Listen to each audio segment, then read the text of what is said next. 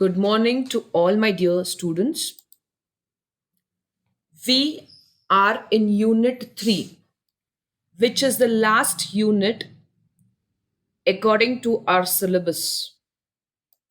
In that particular unit, when we started this unit, which was titled as President of India, yesterday I gave you an introduction wherein I explained you all that our country follows or has adopted a parliamentary form of government which is divided into two types of executives. One is the nominal executive and the other one is real executive. So when I speak about the nominal executive, he is the president of our country, and when I speak about real executive, he is or there is a council of ministers which is headed by the prime minister of our country. Later, we moved on and studied what does Article 52 states. When I speak about Article 52, it mentioned about the president of our country, wherein I said he is the head of our country. Then we understood the different qualifications required for the position of president, wherein I explained you who is a citizen. Second requirement was he must have been completed the age of 35 years. He must be an elected member of Lok Sabha and he should not hold any office of profit. Later, we spoke about the emoluments allowances of the president, which are continuously revising. And according to the latest revision, it is 5.5 lakhs per annum. I'm sorry, per month. And we have rupees 3 lakhs per annum as a pension. And different allowances are also granted to the president. We also spoke regarding the procedure for election of president. In the detail, I had explained you all yesterday when I was explaining you all the procedure of election of president. I told you that there is an electoral college which consists of both the members of House of Parliament, and I had already explained you the members of legislative assemblies who are called as the state representatives elect the president. I had stressed that the president of our country is indirectly elected by the people. I had given you reasons also why he is indirectly elected by the people of the country. When I speak about the prime minister of our country, he is directly elected. But when I'm speaking about the president of our country, he is indirectly elected. And why? The reasons why he is indirectly elected also was explained in my last class.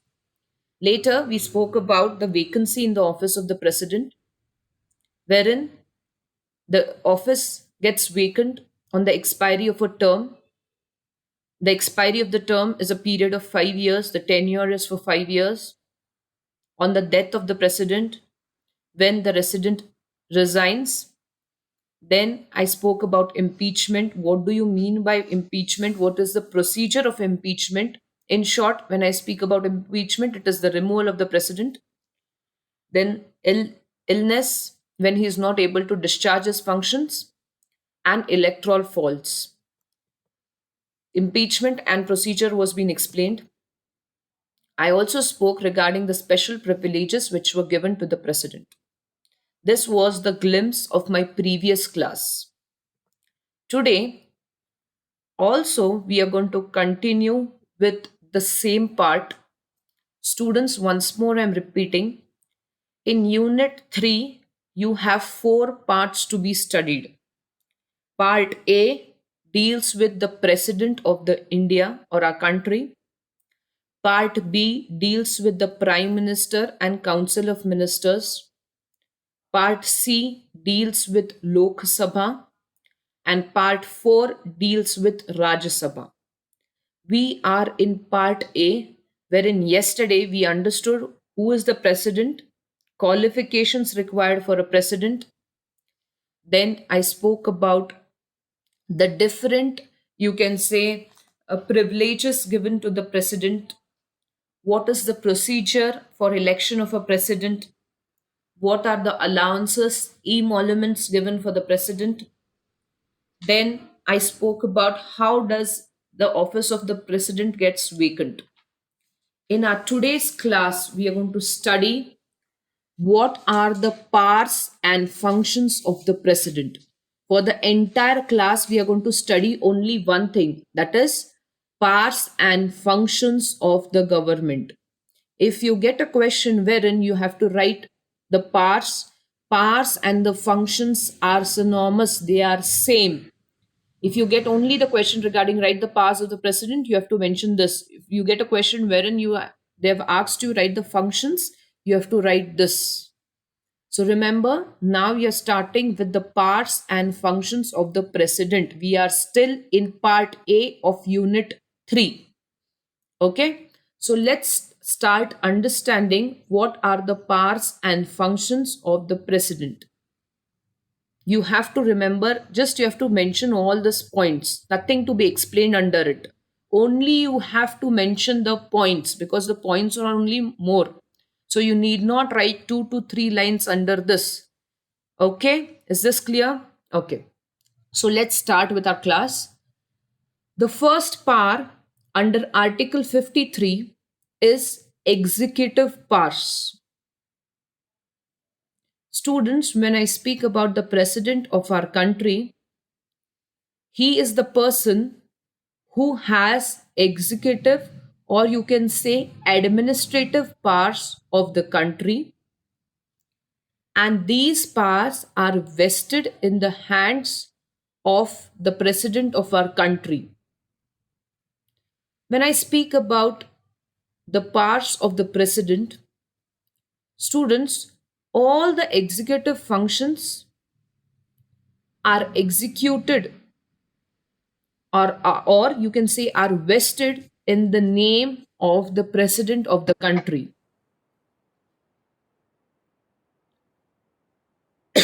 Excuse me. So under this type, he has several powers. Just give me 2 minutes. I'm so sorry. Let us start now. The first one is to appoint the prime minister. One of the most important executive power of the president is the president appoints the prime minister of the country. No doubt the prime minister is being elected directly by the people of the country, but the president is one who appoints the PM, that is prime minister of the country. And you can say that on the advice given by the prime minister of the country, he also appoints other ministers of the union. So the first executive power is the president appoints the prime minister who is being elected directly by the people of the country. The second executive power is he distributes the portfolios. Now, when I speak about distributing portfolios means what? The president of our country distributes the powers, distributes, you can say, the responsibilities. He gives the area or he specifies the jurisdiction, the area in which the prime minister has to work along with his council of ministers. He distributes the powers. He decides the portfolio. He decides the protocol that should be followed by the prime minister of the country and as well as the other ministers of the country. He is the one who appoints the governor of the state. When I speak about governor of the state, students, governor is being regarded as the head of the state. So president appoints the governor of state of every state in our country. Next, he appoints attorney general. Now, when I speak about attorney general, just for your general information, I'm explaining you all. Attorney general is the, or you can say, is the person who is, or he is the Indian government's chief legal advisor. Once more, I'm telling you all, when I speak about attorney general, he is Indian government's chief legal advisor, or you can say he is the primary lawyer of the Supreme Court of India. To give you again a simpler definition of attorney general,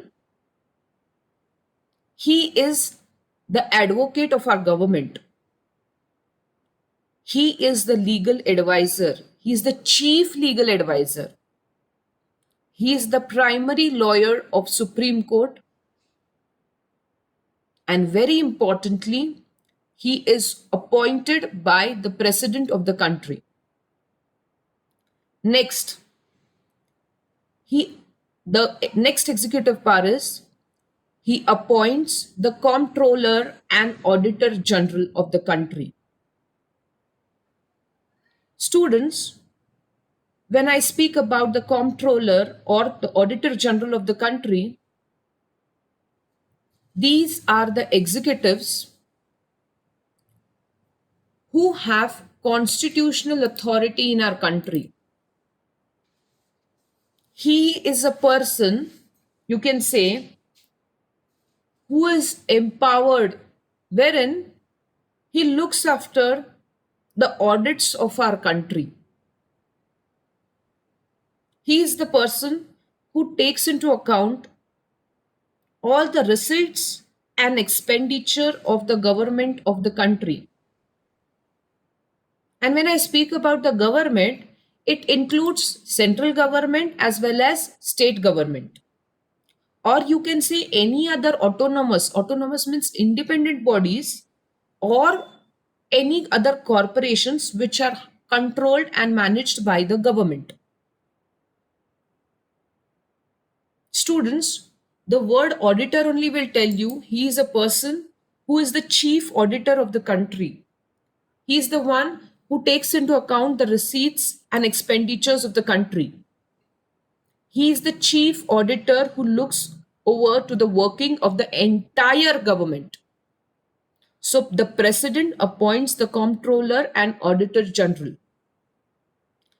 When I speak about the executive power, he appoints the chairman and the members of public service commissions who serve the government.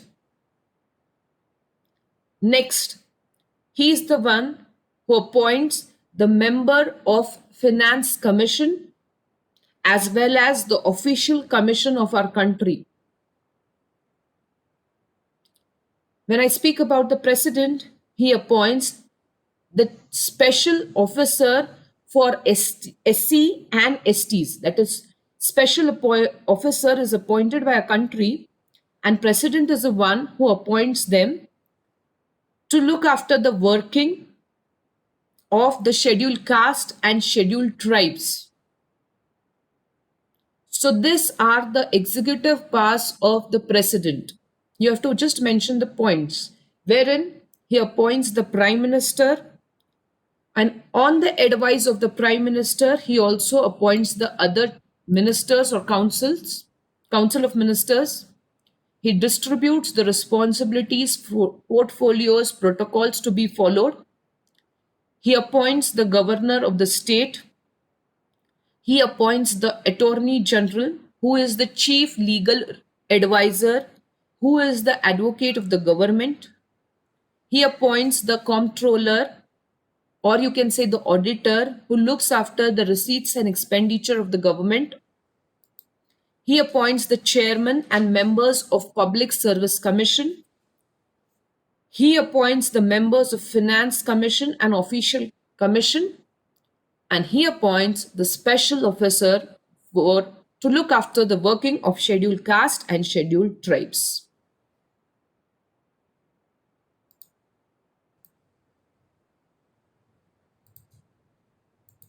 So I'm explaining you all the next slide, which speaks about the military power students, which after I'd explained you all after the executive powers. When I'm speaking about the military powers, the president is a person who is the supreme commander. He is the supreme commander of the defense forces of our country. He is the head. He appoints the heads of army, he appoints the heads of navy, and he appoints the heads of air force.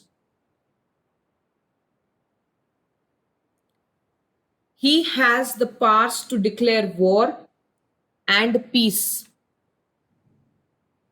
So when I'm speaking about this powers, the president is required to undertake or exercise these powers according to the regulations of law.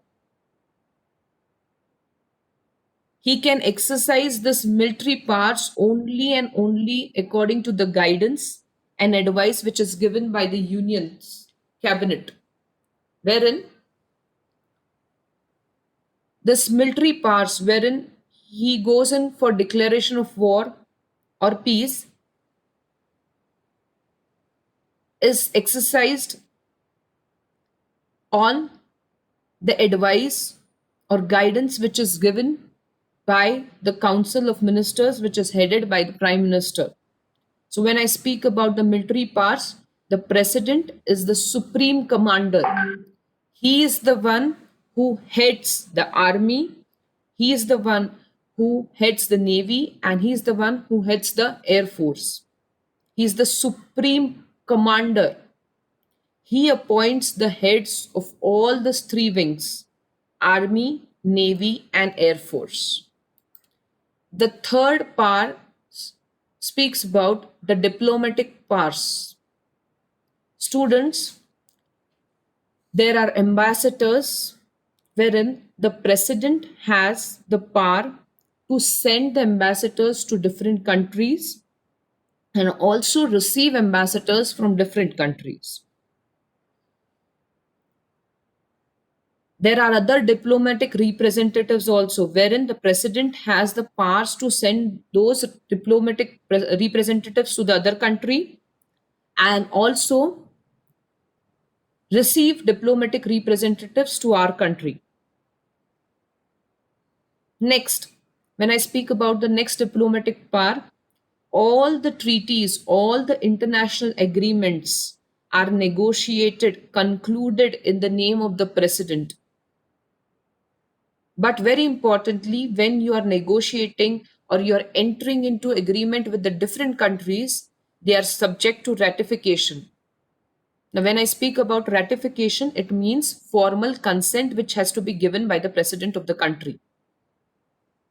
So, students, when I speak about ratification, it is only and only after the free and a formal consent which is given by the president, the country can go in agreement or can contract with the other countries.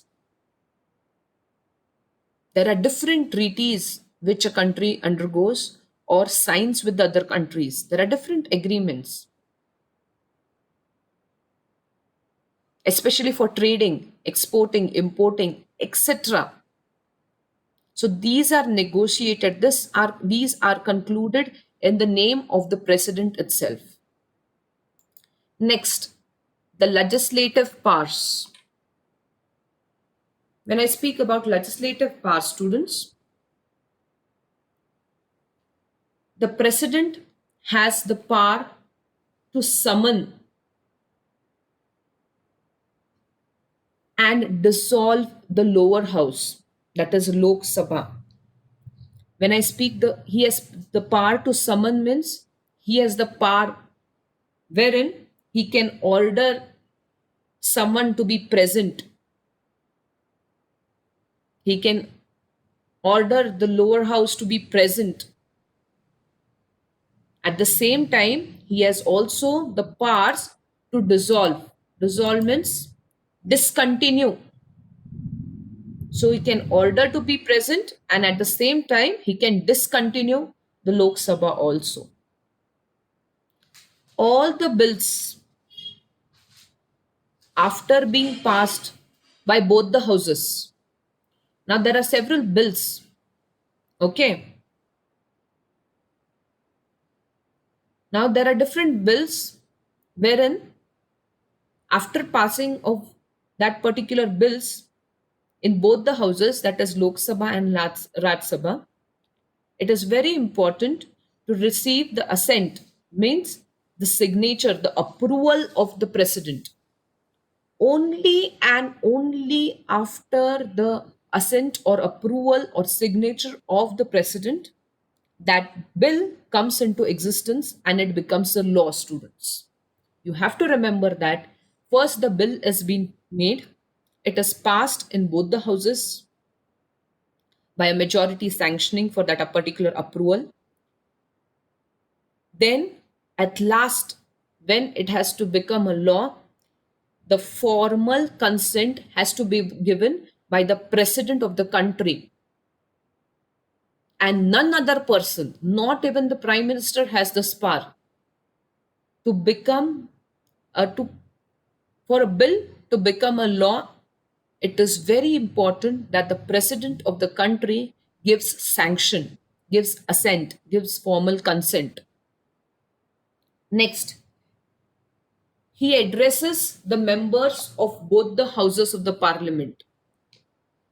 When I speak about both the houses, it includes Raj Sabha and Lok Sabha. He addresses means now you must be knowing that there are different sessions in a particular every year that takes place. And for every general election or every session, the president is one who addresses the members of both the houses. Next, he nominates 12 members for their significant contribution. Students, a president is one who nominates 12 members to the Raj Sabha from among the persons who have made their significant contribution to the country, maybe in the field of literature, maybe in the field of science, arts, any social service, etc. These powers are only vested in the hands of the president. He has the power to nominate those members. Next, he nominates two Anglo-Indian members to be the members of Lok Sabha, or you can say to represent that community. So he's the one who is going to nominate those two people. He summons the joint session in case of disagreement. Now, what happens is there are two houses. If there is conflict, if there is disagreement, if there is disapproval between the two houses, the president is the one who can order for both the, you can say, both the sessions, wherein he acts like a mediator, he summons and settles the agreement. These are the parts which are laid in the hands of the president only. And very importantly, there are different bills belonging to different categories. But there is only one bill which is called as money bill, and this has to be introduced only and only with the president's sanction. This money bill cannot be introduced unless there is a sanction which has to be given by the president. So when I speak about the legislative powers, He has the power to summon as well as discontinue the Lok Sabha. All the bills to become laws have to be passed. There is a particular procedure which I'll be explaining you all later, which has to be passed by both the houses. After approval from both the houses, the president is the one who is going to give consent, is the one who is going to give a formal approval, is going to give a signature. And after due signature only, it becomes a law.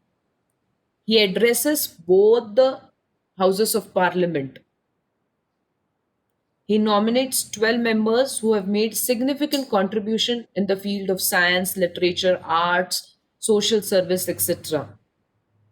He nominates two representatives among the Anglo-Indians to be the members of the Lok Sabha.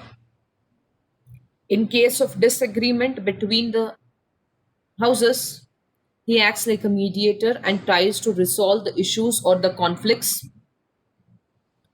And remember, the money bill can be only and only introduced with the president's sanction. Next, judicial powers. Students, the president is the one who appoints the chief justice of our country, that is India, and the president is the one who also appoints the different judges of Supreme Court as well as High Court. I'm now speaking about the judicial powers. When I speak about the President of India, he appoints the Chief Justice as well as the judges of Supreme Court as well as High Court. He has the authority when he is appointing, he has also the authority of dismissing, removing the judge from the position of that particular authority. Now, when I speak about dismissing, he has the power, no doubt, but the president can dismiss the judge only and only if the two houses of the parliament pass resolution wherein two-thirds of the party or two-thirds of the majority of houses agree to it that this position of this particular person should be dismissed. The last authority is in the hands of the president, wherein he is the person who's going to dismiss the judge. Next, the president has ordinance making power. Now, when I speak about ordinance making power, I'm just going to explain you all what do you mean by ordinance. Students, what happens is ordinance can be related to any subject, or it is the law making power, students. Now, what happens is you can say ordinance are laws. Now, usually, when a bill has to be converted or made into law, it has to be formally passed by both the houses, right? But what happens is if the both houses are not into effect, or when they are not issued or made or granted by the parliament, or the parliament is not in session, but there is a need of an hour wherein a law has to be made, then the president can enable the Indian government to make legislative action. Wherein, what can he do is, he cannot wait wherein he needs approval from the parliament. Then he has to then make law. No, he can directly make law, but very importantly, once he passes that particular ordinance, within 6 weeks, he has to make or go in for reassembly of both the houses, and there should be a session of parliament which should be held within a period of 6 months. Okay, so these are the powers which are given or lied in the hands of the president. Then the president has the power to grant pardons, he can reprieve, he can respites or remission of punishment, or to suspend, remit, or commute the sentence of any person convicted of any offense. Now, when I speak about the president has a power to grant pardon. Now, what do you mean by pardon? Pardon means you can say you're completely absolving, you're absolving the offender from his sentences and punishments. Otherwise, when I speak about pardon in simple language, I'll tell you declare somebody or someone free from guilt. And what you do, you disqualify him and place in the same position as if he has never committed that offense. This is the authority which is given only and only to the president. No other person can do so. No other person can grant pardon. Pardon means you are setting someone free from guilt. And you can say, placing him in the same position as if he has not committed that crime only. Then, when I speak about commuting, what are you doing? You're substituting. The president has the power of substituting the punishment from one form of punishment to the other form. For example, if the court has granted a person rigorous imprisonment, then the president has a power wherein he can turn it into a simple imprisonment. Then, when I speak about respites, wherein the president has the power to avoid, or you can say award, lesser punishment. Now he can award lesser punishment on only special grounds. Example, if a woman is pregnant, at that time it is the authority in the hands of president wherein he can lesser the punishment which is given by the Supreme Court. Then last one is I told you about reprieve or remission, wherein you temporarily suspend some sort of punishment which is given. So these are the judicial powers wherein the president has special authority to grant pardons. No other person in the country can do so except and except the president of our country. I told you, pardon means what?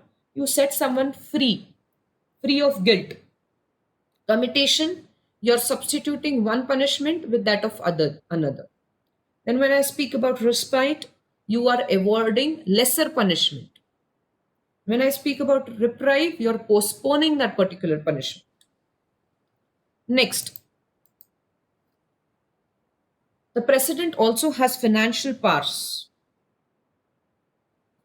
Every year we have an annual budget. So the signing of the annual budget before the parliament is done by the president. He recommends, he gives suggestions to the finance commission of the country. He is the one who charge on contingency funds. Now, when I speak about contingency funds, what are contingency funds? These are the funds, or you can say these are the reserve of money which are kept aside only to cover the unforeseen or future expenses. These are not in your regular budget. These are only for your future expenses. They are kept aside. So he has the power to charge on contingency funds or to advise and to release those. Then I told you already, the sanctioning of the money bill can be done only and only on the assent of the president. So in financial powers, he has the power to sign the annual budget. He recommends, gives suggestions of the Finance Commission or for the Finance Commission. He takes the charge of the contingency funds. Again, I'm explaining you contingency funds are the funds which are kept aside only to meet the unforeseen reserves, or you can say unforeseen expenditures. And the sanctioning of the money bill can be done only by the president of the country. Last one is emergency powers. There are some emergency powers which are vested only and only in the hands of the president. First one is national emergency. If there is emergency arising out of war or some external aggression or some armed rebellion. State emergency, if there is some failure of the constitutional machinery, if people are not abiding to the constitution. Financial emergency, if there is no stability in the country due to finances, there is depression. At that time, the president has the power to declare the emergency. In our next class, we are going to study in detail how can a president declare national emergency, state emergency, and financial emergency. With this, I conclude my today's class. In our class, we have studied the different powers and functions of the president. Emergency powers in detail will be continued in my next class. Thank you.